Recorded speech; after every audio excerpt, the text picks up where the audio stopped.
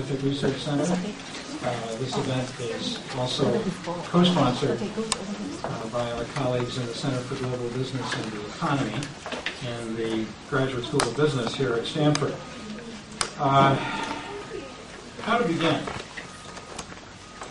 3 days ago, last month, this may be somewhat of an unusual beginning, but our speaker is unusual.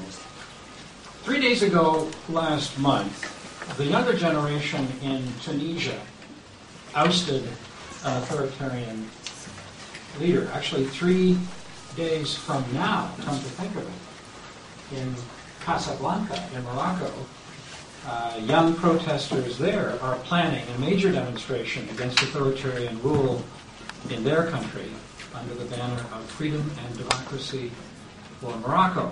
Now, those of us who work on Indonesia, for us, this is something of a familiar scenario. In 1998, if I may put it this way, the younger generation, not exclusively the younger generation, but certainly many of the younger generation, spearheaded the movement for democracy in Indonesia. And Indonesia, as a consequence, if you look at the rankings that are put out every year by Freedom House in New York, is the only free country in Southeast Asia.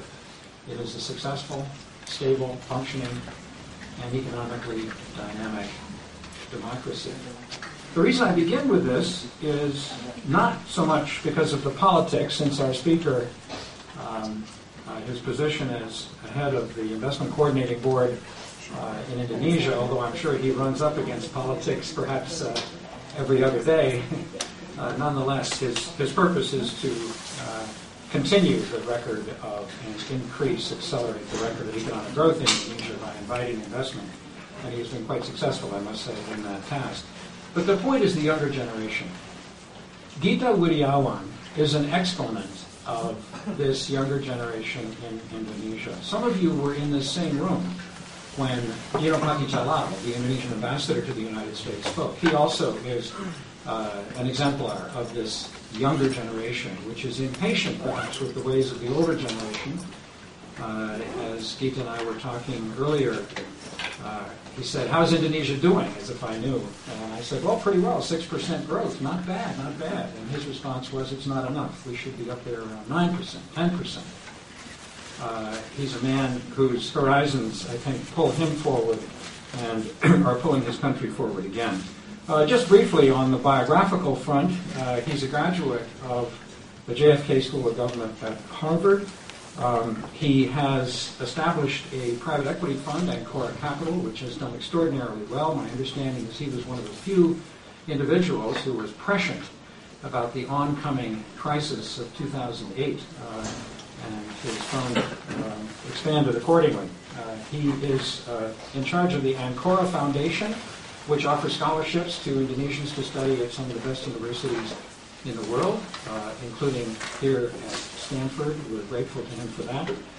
I could go on, but let me just end on a musical note. He is not only a jazz buff, but a jazz musician. As a child, he was trained to be a classical pianist.